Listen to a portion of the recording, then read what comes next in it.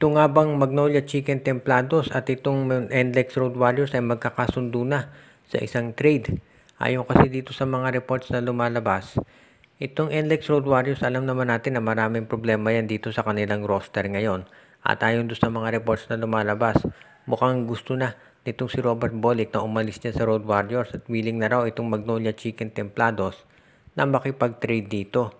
At mukhang ang i-offer daw ng Magnolia, sabi ng mga insiders, ay si Paul Lee, kapalit nitong si Robert Bolick. Pakasamahan pa raw ng first round draft pick ng Magnolia itong si Paul Lee para maging mas sabihin na natin mas maengganyo itong si Coach Jong Wichiko. Sa totoo lang, medyo mas sabihin na natin maganda ang lagay ng Magnolia kaysa dito sa NLEX. Hindi lang doon sa team standings kung hindi mas kinasa pagte-trade.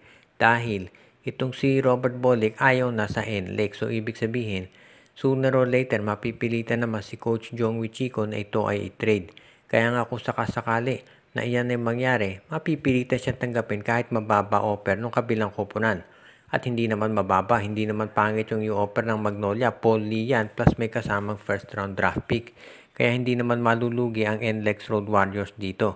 Kung sakaling mapunta itong si Robert Bolick dito sa lineup ng Magnolia Chicken Templados, parang magsasabi na natin na isang legitimate title contender na Magnolia, lalo na kung totoo yung balita na ito si Christian Stan Hardinger ay lilipat na rin dyan sa kanilang lineup. So, ibig sabihin, mas magiging malalim na talaga itong bench ni Coach Chito Victorero. At alam natin na gaano ka-eksplosibo itong si Robert Bolick.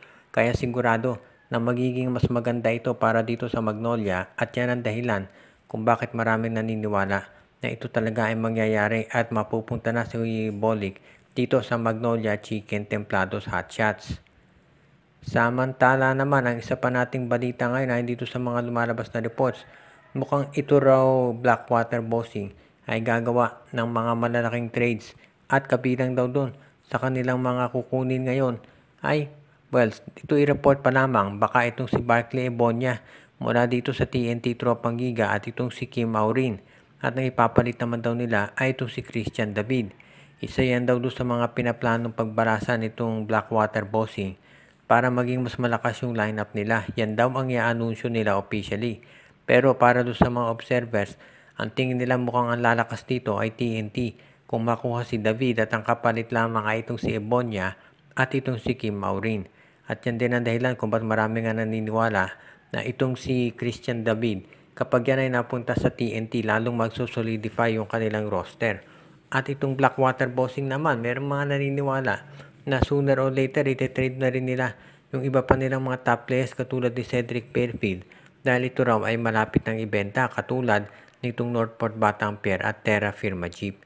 Kaya nga kung sakasakali na totoong malapit ng ibenta yan, hindi na ako magugulat talaga kung sakasakali na talagang maging mas masabihin na natin na mas maraming balita na lalabas na may mga trades na gagawin itong Blackwater Bossing.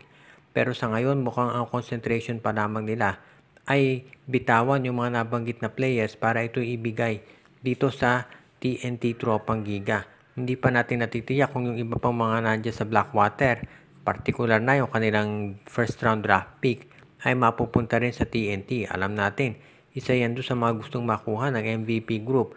Maski na nitong Meralco Bolts. Dahil syempre, yan ang potensyal na makakakuha ng mga top players sa darating na draft. Lalo na at ang balita, mga magagaling na players daw ang sasali ngayon dito sa PBA.